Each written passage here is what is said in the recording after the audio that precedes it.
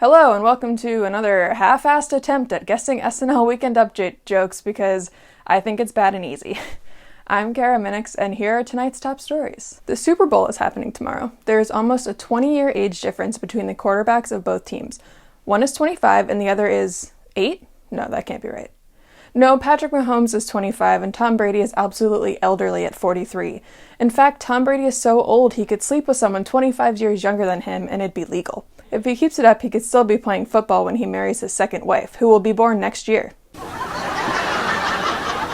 Referee Sarah Thomas will be the first ever female referee for the Super Bowl.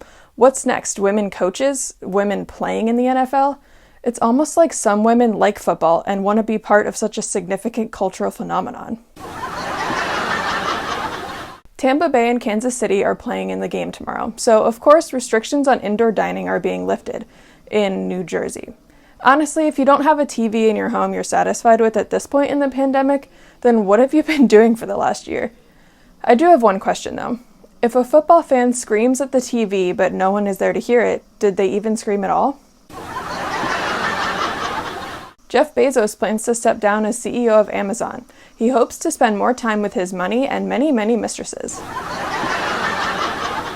Marjorie Taylor Greene has been stripped of her committee assignments in the House because of her history of endorsing fatal violence against Democrats. Few Republicans voted to discipline her because they enjoy having her around to make themselves seem more sane.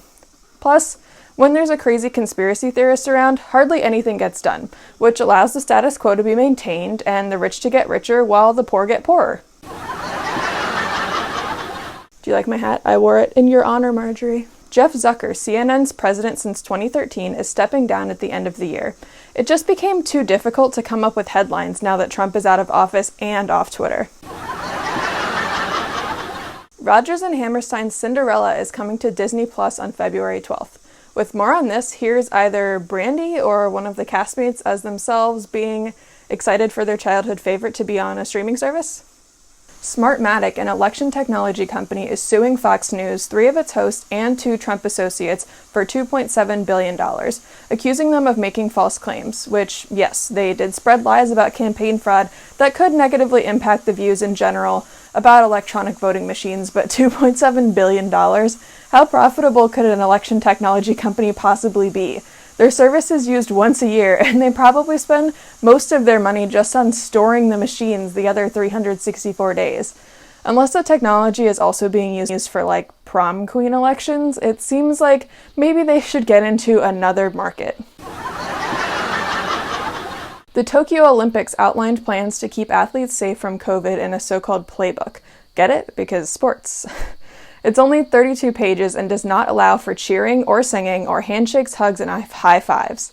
Luckily for all the basketball players, it does allow butt slapping. House Republicans voted in a secret ballot to keep Representative Liz Cheney in her leadership position after she voted to impeach Trump last month. If you've ever wanted to prove the cowardice of the Republican Party, just give anonymous polls, apparently. I love when our elected officials are too afraid to say what they think because they don't want to anger Nazis, their most important constituents. 432 Park, the super tall, fancy Jenga building in Manhattan, turns out to be terrible. There have been reports of flooding and all sorts of issues, including malfunctioning elevators. I don't know why people are mad about this. When you're rich, don't you need something to write about in the challenges you've faced section on your college applications? That joke was for my sister. What do Mike Pence and Bill Clinton have in common? It's not only predatory vibes, but now they are the last 2 people to join the bandwagon of starting podcasts. I, for one, am looking forward to the collaboration between the 2 podcasts when we can listen but not see them fistfight. An animal shelter in Maine will put your ex's name in a cat's litter box for Halloween. Halloween? Alright, that was a better joke than what I wrote. High levels of toxic heavy metals like arsenic and mercury were found in baby foods. At least parents 50 years ago only accidentally gave their kids lead poisoning when they ate paint chips. Here to discuss the baby food poisonings, here's Goop staffer Baskin Johns, and that's when Heidi Gardner comes in and talks about baby food alternatives like just eating straight dirt because that's the closest to the earth you can get or something. That's it. Thanks for watching.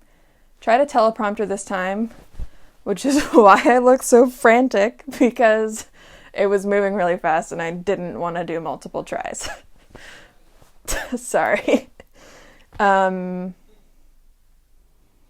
Maybe next week we'll have a more calm version, but that seems unlikely.